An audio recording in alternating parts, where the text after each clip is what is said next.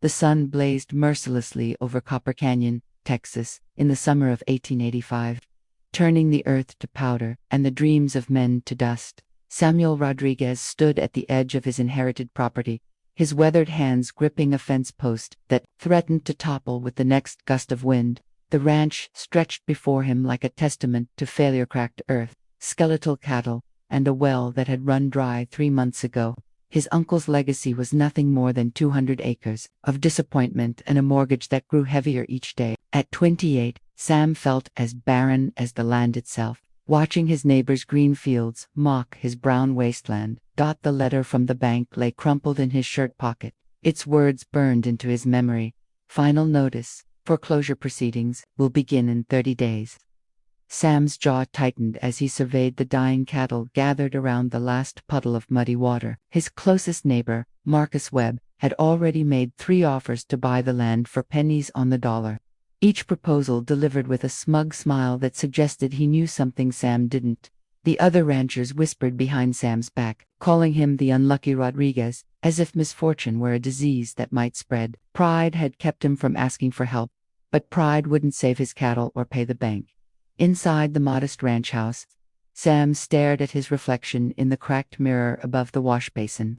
Dark circles shadowed his brown eyes, and his black hair had grown longer than proper, giving him the appearance of a man who'd stopped caring about tomorrow. The house felt too large and too empty, every creak of the floorboards echoing his solitude. His mother's rosary beads hung from a nail beside the mirror, a reminder of prayers that seemed to fall on deaf ears. The kitchen held nothing but beans and stale bread, and the root cellar was as empty as his prospects.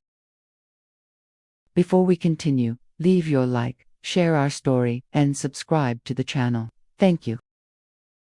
The sound of approaching hoofbeats broke the morning silence, and Sam stepped onto the porch to see Sheriff Tom Bradley dismounting from his horse. The older man's face bore the grave expression of someone delivering bad news, his badge catching the harsh sunlight like a warning.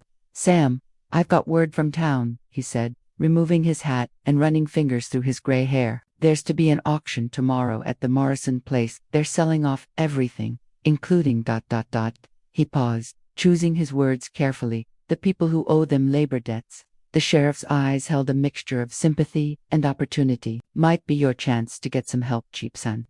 That evening, Sam sat on his porch as the sunset painted the sky the color of dried blood, contemplating the sheriff's words. The Morrison family had been forced to sell everything after old Morrison's death, including the contracts of workers who'd fallen into debt bondage, a practice that left a bitter taste in Sam's mouth, but was legal nonetheless. He counted the meager coins in his leather pouch, $4.37, all that stood between him and complete ruin. The thought of buying another human being's labor made him sick. But desperation had a way of reshaping a man's moral boundaries. If he was going to lose everything anyway, perhaps this was his last chance to try anything, to save the ranch. The wind carried the scent of dust and distant rain that would never come, and Sam made his decision. Tomorrow he would ride to the Morrison auction with his last few dollars, not knowing that this choice would change everything.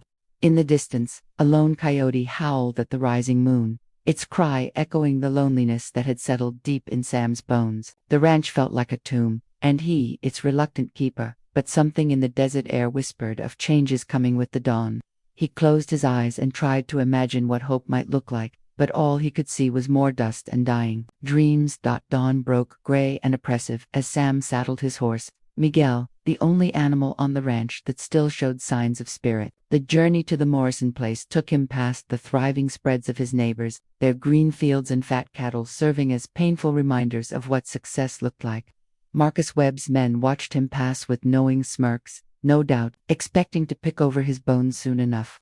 The auction crowd had already gathered when Sam arrived, a mix of ranchers, merchants, and opportunists drawn by the scent of desperation. Among them stood a small group of people, men, women, and even children whose debt contracts were up for sale, their eyes holding the hollow look of those who'd lost control of their own destiny. The auctioneer, a portly man with a voice like a carnival barker, began selling off livestock and equipment to the highest bidders. Sam watched his meager savings dwindle in his mind as prices soared beyond his reach, each successful bid driving another nail into his hopes. When the human contracts came up for sale, He felt his stomach turn, but desperation had made him practical, in ways that would have horrified his younger self. A strong farmhand went for $12, a cook for $8, and then the auctioneer called out, "Next up, we have Mary Catherine O'Brien, age 24, fresh from Ireland, no family, owes the Morrison estate $15 in passage debt." Sam looked up to see a small woman with copper hair and defiant green eyes step forward, her chin raised despite her circumstances. Something in her bearing caught his attention. She didn't look beaten. "Who'll start the bidding at $10? The auctioneer called, but the crowd remained silent. Mary Catherine's slight frame and foreign accent worked against her in a land that valued brawn over brains. The auctioneer's voice dropped, $8. "6. Come now, she's young and healthy." Still no takers. Sam felt an unexpected stab of sympathy for the woman who stood alone before the crowd, unwanted and unvalued. For dollars, the auctioneer's frustration showed. $2. Surely someone can use an extra hand for $2. Sam's heart hammered against his ribs as he raised his hand, the motion surprising him as much as anyone else. $2, he called out, his voice carrying further than intended. "Sold to Samuel Rodriguez, for $2. The auctioneer declared, bringing his gavel down with finality. The crowd dispersed quickly, most having gotten what they came for, leaving Sam to approach his unexpected purchase with growing uncertainty. Mary Catherine O'Brien stood waiting, her small hands clutched around a worn carpet bag, her green eyes studying him with an intelligence that made him uncomfortable. "I suppose you're my new employer then," she said, her Irish accent thick as honey, but her tone carrying an edge of steel that suggested she wouldn't be easily broken. Sam nodded, suddenly aware that he'd just committed his last $2 to a decision he didn't fully understand. The ride back to the ranch passed in uncomfortable silence. Mary Catherine perched behind him on Miguel, her small frame barely registering as extra weight. Sam tried to think of something to say, but what did you tell someone whose freedom you'd just purchased for the price of a good meal? The sun climbed higher, promising another scorching day, and he wondered what this strange woman could possibly do to help save a ranch that seemed determined to die. Her silence unnerved him more than chatter would have it suggested. She was thinking, planning, evaluating. When they crested the hill overlooking his property, he heard her sharp intake of breath and braced himself for disappointment or ridicule. "Mother of God," Mary Catherine whispered, but there was no mockery in her voice, only assessment. She slid down from the horse before Sam could dismount and walked slowly across the cracked earth, her boots stirring little puffs of dust with each step. She knelt and picked up a handful of dirt, letting it sift through her fingers while her eyes scanned the landscape with a tensity that surprised him. "How long since you've had rain?" she asked without looking back at him. 3 months, Sam replied, but it wasn't much even then. Mary Catherine stood and brushed the dirt from her hands, her gaze following the natural contours of the land. "And you're well?" she asked. "Dry as Sunday," Sam admitted, the words tasting of failure. Something flickered in her green eyes, pity, but possibility. That first evening, Mary Catherine proved to be a woman of few words but keen observation. She accepted the small room Sam offered her, little more than a storage closet, with a narrow bed, without complaint. But her questions about the ranch came steady and specific. Over a meager dinner of beans and hardtack, she asked about soil, composition, seasonal rainfall patterns, and the location of natural springs in the area. Sam found himself talking more than he had in months, describing his uncle's failed attempts to make the land profitable and his own growing desperation. Mary Catherine listened with the focused attention of someone solving a puzzle, occasionally asking for clarification but never offering judgment. As the oil lamp flickered between them, Sam began to suspect he'd bought more than just a pair of working hands. The next morning, Sam woke to find Mary Catherine already up and gone, her bed neatly made and no trace of her passage through the house. Panic seized him. Briefly had she run off in the night, until he spotted her small figure moving methodically across his property, her carpet bag in hand. She was walking the fence lines with purposeful steps, stopping frequently to kneel and examine the ground. When he approached, she held up a hand for silence and pressed her ear to the earth, her expression one of intense concentration. "In Ireland," she said without looking up, "my father taught me to listen to what the land is trying to tell you. This ground has secrets, Mr. Rodriguez." Sam watched her work with growing fascination, realizing that his $2 investment might prove more valuable than he'd imagined. By midday, Mary Catherine had covered nearly half the ranch, her systematic search revealing a knowledge of land and water that impressed and puzzled Sam.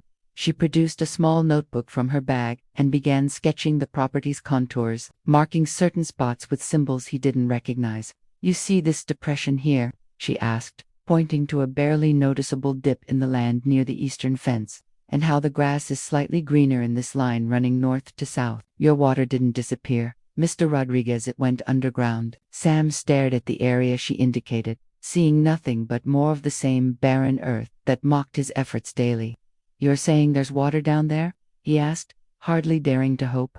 Mary Catherine's smile was the first genuine expression he'd seen from her. "I'm saying there's a whole stream down there."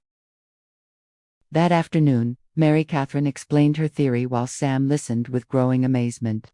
Underground streams were common in regions like this, she told him, often flowing just beneath the surface where most people never thought to look. Her father had been a well digger in County Cork before the potato famine drove the family to America, and he'd taught her to read the signs that indicated water below, the slight variations in plant growth, the way the land naturally channeled rainfall. Even the behavior of certain insects all painted a picture of hidden abundance beneath the surface desolation. "The question," she said, pulling a worn piece of paper from her bag, "is whether you're willing to trust an Irish girl who cost you $2. The paper was a hand-drawn diagram of a simple but effective well-digging technique. Sam studied the diagram with growing excitement, recognizing, in Mary Catherine's careful sketches, a knowledge that could transform everything. The design showed a method for digging narrow, deep wells that could tap into underground streams without the massive expense of hiring professional well diggers. "My father's technique," she explained, "designed for poor farmers who couldn't afford fancy equipment but weren't afraid of hard work." Sam looked from the diagram to the woman who'd drawn it, seeing her clearly for the first time not as a desperate immigrant sold for debt, but as someone carrying knowledge that could save his ranch. "If you're wrong," he said carefully, "I'll lose what little I have left." Mary Catherine met his gaze steadily. "And if I'm right," she replied, "you'll have more than you ever dreamed of."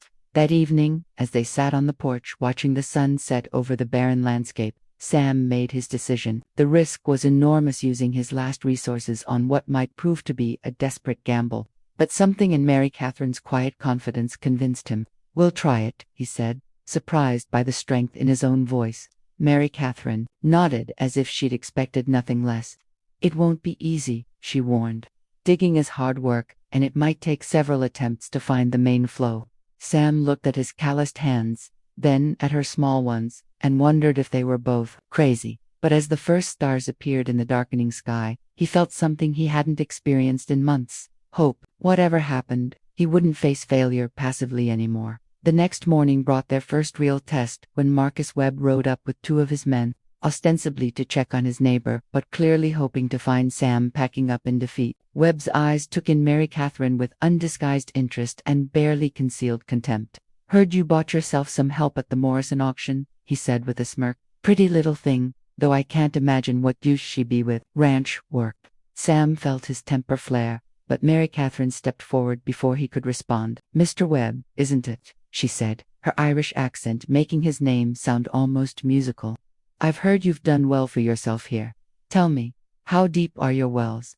Webb's smirk faltered at the unexpected question, and Mary Catherine continued, "Because I notice your eastern pasture is looking a bit brown around the edges." Webb's face darkened at the observation, clearly not expecting to be challenged by a woman, especially one who'd been sold at auction.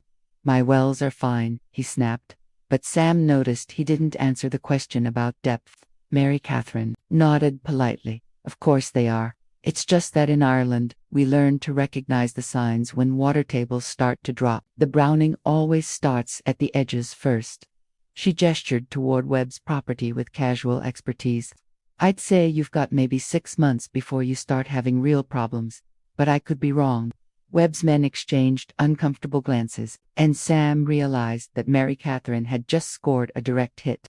The eastern pasture had indeed been looking stressed lately, something Webb had been trying to hide.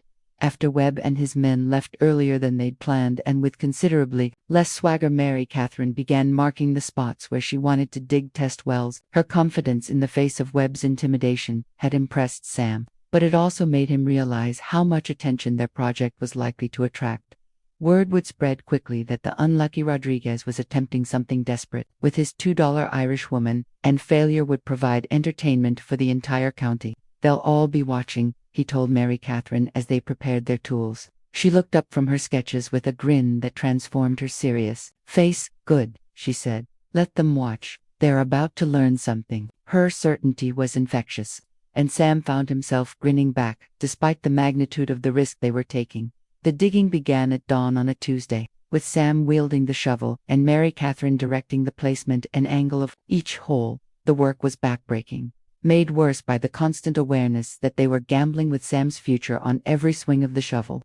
By noon, they'd dug 3 feet down in their first location without finding any sign of moisture. Sam's doubts began to creep in, but Mary Catherine remained calm, adjusting their position slightly based on subtle changes in soil composition.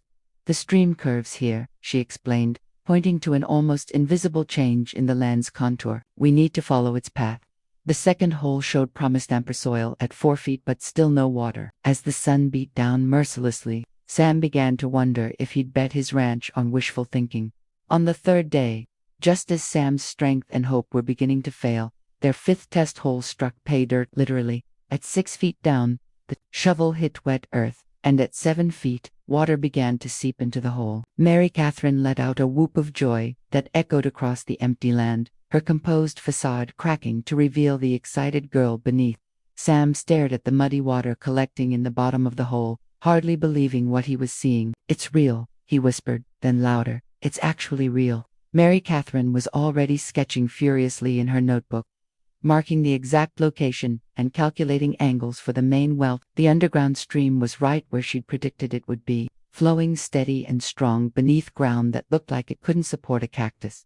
Word of their success spread faster than Sam had expected, carried by a ranch hand who'd seen the water and rushed to tell his boss. By evening, curious neighbors began riding by to see for themselves, their expressions ranging from surprise to skepticism to poorly concealed envy. Marcus Webb arrived just before sunset, his earlier smugness replaced by something harder and more dangerous. Lucky strike, he said, dismounting and walking to the edge of the hole. Course, one little seep doesn't make a ranch profitable. Mary Catherine emerged from the house carrying a tin cup, which she dipped into the clear water now flowing steadily from their test well. She offered it to Webb with exaggerated courtesy. Try it, she said. It's the sweetest water you'll taste this side of the Mississippi. Webb's refusal to drink spoke volumes about his growing concern. That night, as Sam and Mary Catherine sat beside their first successful well, planning the locations for the larger wells that would transform his ranch, the magnitude of what they were attempting began to sink in. They would need to dig at least 3 more major wells and construct an irrigation system that could distribute water across 200 acres. The work would take months, assuming they could avoid the various obstacles, financial, physical, and human, that would certainly arise. Webb's not going to let this happen without a fight, Sam warned, but Mary Catherine seemed unconcerned. Let him fight, she said, her green eyes reflecting the lamplight like emeralds. He's never faced an Irish girl who's got nothing left to lose. But as she spoke, Sam heard the subtle fear beneath her bravado and realized that their success had painted a target on both their backs. The revelation came on a Thursday morning when Mary Catherine was examining soil samples from their various test holes. She'd been quiet all morning, her usual chatter replaced by intense concentration as she compared dirt compositions and made calculations in her notebook. Suddenly, she looked up at Sam with an expression of wonder and disbelief. Samuel, she said, her voice barely above a whisper. This isn't just an underground stream, it's an entire aquifora, massive underground lake that extends for miles. She spread her sketches across the kitchen table, showing him the pattern she'd discovered. Your ranch sits on top of one of the largest water sources in the county. We're not just talking about saving your land, we're talking about making it the most valuable property in 3 counties. The implications of Mary Catherine's discovery hit Sam like a physical blow. If she was right and everything so far suggested she was, his worthless ranch was actually sitting on a fortune in the most precious commodity in Texas, water. Other ranchers would pay handsomely for access to a reliable source, especially as the drought continued to devastate the region. But with great opportunity came great danger, and Sam realized that men like Marcus Webb would do almost anything to get their hands on such a prize. We can't tell anyone about this yet, he said, his mind racing through the possibilities and perils. We need to establish legal ownership and dig enough wells to prove our claims before word gets out. Mary Catherine nodded grimly, understanding the implications as clearly as he did. The work intensified over the next weeks, with Sam and Mary Catherine laboring from dawn to dusk to dig the wells that would secure their future. She taught him Irish work songs to make the hours pass faster, her clear voice carrying across the empty land as they took turns with the shovel and hauled buckets of earth to the surface. The physical labor was brutal, but Sam found himself stronger than he'd ever been, his body adapting to the constant demands while his spirit soared with each foot they dug deeper. Mary Catherine proved to be as strong as any man, her slight frame concealing a determination that impressed him daily. Together, they developed a rhythm that felt natural, almost effortless, each anticipating the other's needs without words. Their partnership extended beyond work as they began to share meals and conversations that revealed the people beneath their desperate circumstances. Mary Catherine told him about her family's farm in Ireland, lost to English landlords and potato blight, and her journey to America with nothing but hope and her father's knowledge of water. Sam shared his own story of inheriting a dream that had turned into a nightmare, his uncle's failed ambitions becoming his own burden. They discovered a shared love of books. She'd managed to save 3 precious volumes from her homeland, and began reading to each other in the evenings, by lamplight. As the days passed, Sam realized that Mary Catherine had become more than just his salvation. She'd become his companion in ways he'd never expected. The crisis came on a scorching Saturday when Marcus Webb arrived with the county sheriff and a man in an expensive suit who introduced himself as a representative of the Southwestern Land Development Company. We've had reports, the sheriff said uncomfortably, of unauthorized well digging that might be affecting water rights in the county. The company man stepped forward, his smile cold as winter. Mr. Rodriguez, I'm prepared to offer you a very generous sum for your property, enough to pay off your debts and start fresh somewhere else. Sam looked at Mary Catherine, who stood beside him with her jaw set and her green eyes blazing. And if I refuse? Sam asked, though he already knew the answer. The company man's smile never wavered. Then we'll have to explore other legal options to protect the county's water resources. The threat hung in the air like smoke from a gun barrel. That evening, as Sam paced the kitchen like a caged animal, Mary Catherine calmly laid out their options. They could take the money in Runor. They could fight a battle against men with deeper pockets and fewer scruples. The legal costs alone could bankrupt them even if they won, and there was no guarantee that right would triumph over might in a county where Webb and his allies held considerable influence. There's a third option, Mary Catherine said quietly, pulling a folded paper from her bag. We could get married. Sam stopped pacing and stared at her, his mind reeling. Marriage would give me legal standing to own property jointly with you, she explained with forced calm. It would also make it harder for them to claim I'm just hired help with no rights. The practical logic was sound, but the emotional implications left Sam speechless. The proposal, if it could be called that, hung between them like a bridge. Neither was sure they wanted to cross. Marriage for practical reasons was common enough on the frontier, but Sam realized that his feelings for Mary Catherine had grown beyond mere gratitude or partnership. Her quick mind, fierce determination, and unexpected gentleness had captured his heart during their weeks of shared struggle. But did she feel the same? Or was this merely another calculated move to secure their mutual survival? You don't have to answer now, Mary Catherine said, misreading his silence for reluctance. Just think about it. But Sam was already thinking about it, thinking about morning conversations over coffee, evening readings by lamplight, and the way her laughter made even the hardest work seem bearable. The next morning brought news that forced their hand. Marcus Webb had filed a complaint with the county court claiming that Sam's well digging was interfering with established water rights and seeking an injunction to stop all further work. The hearing was set for the following week, barely enough time to prepare a defense. Mary Catherine received the news with grim determination, but Sam could see the fear in her eyes. If they lost, she would be left with nothing, no legal protection, no resources, and no way to return to Ireland even if she wanted to. Yes, Sam said suddenly, the words surprising them both. Mary Catherine looked up from the legal papers. Yes, to what? She asked. Yes, I'll marry you, Sam said, his heart hammering. But not just for the legal protection. Mary Catherine O'Brien, I'm asking you to be my wife because I love you.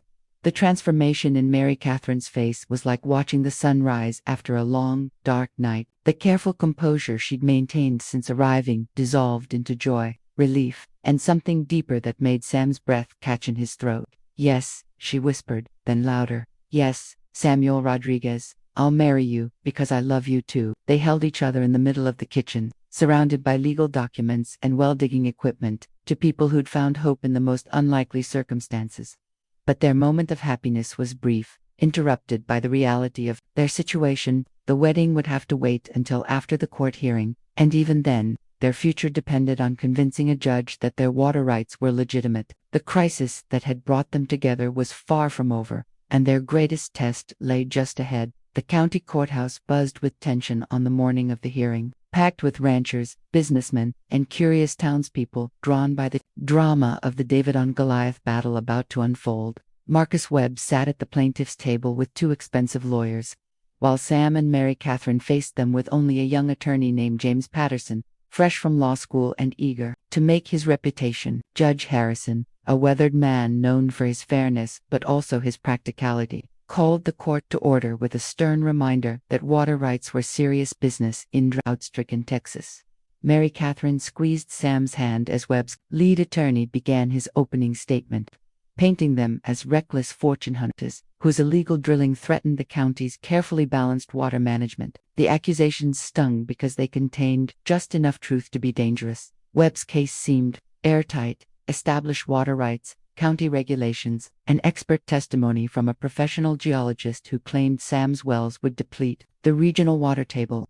But young Patterson had done his homework, producing territorial surveys and land grants that predated Webb's claims by 30 years. More importantly, Mary Catherine took the witness stand and calmly explained the science behind her father's water-finding techniques, her knowledge and clear presentation impressing even the skeptical judge. She produced her notebook with its detailed sketches and calculations, demonstrating that their wells tapped into a previously unknown aquifer that wouldn't affect surface water rights. The courtroom fell silent as she described the vast underground lake beneath Sam's property, her Irish accent lending poetry to geological facts. By the time she finished, even Webb's lawyers looked worried. The turning point came when Patterson called Marcus Webb himself to the witness stand, a risky move that could have backfired spectacularly. Under oath, Webb was forced to admit that his own wells had been struggling lately, that his eastern pasture was indeed showing signs of stress, and that he'd made multiple offers to buy Sam's property, always at prices far below its assessed value. When Patterson produced documents showing Webb's connection to the Southwestern Land Development Company, the judge's expression hardened. "Are you telling this court," Judge Harrison asked Webb directly, "that you stand to profit personally from shutting down the defendant's water operation?" Webb's stammering response and his lawyer's objections only made the conflict of interest more obvious. The tide had turned, and everyone in the courtroom could feel it. Judge Harrison's ruling was swift and decisive. Sam's wells were legal, properly situated on his own property, and tapping into water sources that didn't conflict with existing rights. Furthermore, the court recognized Mary Catherine's expertise and granted her the legal standing to serve as the ranch's water management consultant. Webb's face went white with fury, but there was nothing he could do. The law had spoken. As they left the courthouse, Sam and Mary Catherine were surrounded by congratulations from neighbors who'd watched the drama unfold. Even some of Webb's former allies approached them with respect, recognizing that the balance of power in the county had shifted. The drought would continue, but Sam's ranch now had the resources not just to survive, but to thrive. The final confrontation came 3 days later when Webb made one last desperate attempt to change the outcome. He arrived at Sam's ranch with a group of hired men, ostensibly to discuss terms but clearly intending intimidation. What he found instead was a ranch transformed: 3 working wells pumping crystal clear water, green grass beginning to emerge in irrigated patches, and cattle that looked healthier than they had in months. More importantly, he found Sam and Mary Catherine no longer standing alone. A half-dozen neighboring ranchers had come to offer support and protection, recognizing that the success of Sam's water system could benefit them all. Faced with this united front, Webb's bluster collapsed into bitter threats that everyone recognized as empty. As he rode away with his men, Sam realized that the community he'd felt excluded from had actually been waiting for someone to show them a new way forward. The wedding took place on a golden Sunday afternoon in October, officiated by the circuit preacher in front of the main well that had changed everything. Mary Catherine wore a simple blue dress that matched the color of water under an autumn sky, while Sam donned his best suit, cleaned and pressed for the occasion. The entire community turned out even. Some of Webb's former allies came to pay their respects and sample the sweet well water that had become legendary throughout the county. As they exchanged vows beside the flowing water, Sam thought about the journey that had brought them to this moment. Desperation, hope, hard work, and the discovery that love could grow in the most unlikely soil. Mary Catherine's eyes sparkled with tears of joy as she promised to love and cherish him, her Irish accent making the familiar words sound like music. By the following spring, the Copper Canyon Ranch had become the model for water management throughout the region. Sam and Mary Catherine had established a consulting business, helping other ranchers locate and develop underground water sources using the techniques her father had taught her. Their ranch prospered with abundant water supporting healthy cattle and verdant pastures that stayed green even as the drought continued in other areas. Marcus Webb's operations struggled with depleted wells and failing crops, forcing him to eventually approach Sam and Mary Catherine for help, a request they granted with more grace than he deserved. The $2 investment that had seemed like desperate folly had transformed not just Sam's ranch, but the entire county's approach to water conservation and development. As summer returned to Copper Canyon, Sam stood on his porch watching Mary Catherine tend the vegetable garden that flourished beside their house. She was pregnant with their first child, her small frame beginning to show the gentle curve of new life, and her laughter rang across the green pastures like a bell. The barren wasteland he'd inherited had become an oasis, proof that hope and hard work could transform even the most desperate circumstances. Other ranchers now sought his advice, bankers courted his business, and politicians wanted his endorsement, but Sam's greatest satisfaction came from the simple miracle of water flowing where once there had been only dust. The mortgage was paid off, the cattle were fat and healthy, and the future stretched before them like a river running toward the sea. That evening, as they sat on the porch watching the sunset paint the sky in shades of rose and gold, Mary Catherine asked Sam what he remembered most clearly about their first meeting at the Morrison auction. He considered the question carefully, thinking back to that desperate day when he'd spent his last $2 on a woman he'd never seen before. "I remember thinking you looked different from the others," he said finally. "Not broken, like you still had fight in you."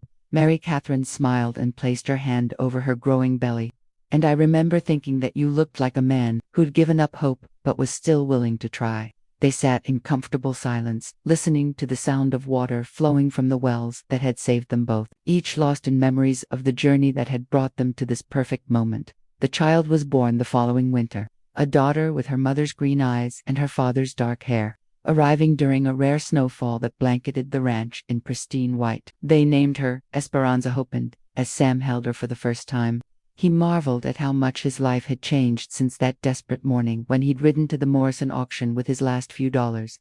Mary Catherine recovered quickly from the birth, her strength and resilience proving themselves once again, and soon she was back to supervising the ranch's operations with their daughter strapped to her chest in an Irish-style sling. The community celebrated the birth as a symbol of new beginnings, and even the weather seemed to approve. Spring rains returned for the first time in 2 years, filling natural pools and streams throughout the county.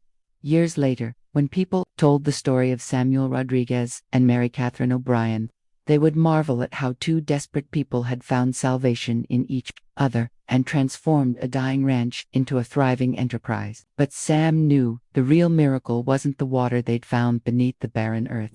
It was the love that had grown between them, as unexpected and life-giving as a spring in the desert. As he watched Mary Catherine teach their daughter to read the signs that indicated underground water, passing on the knowledge that had saved them all, he understood that hope was like water itself. It could flow in the darkest places, emerge where least expected, and transform everything it touched. The ranch would prosper for generations to come, but its greatest treasure would always be the love that had bloomed from a $2 investment in faith, courage, and the possibility of second chances.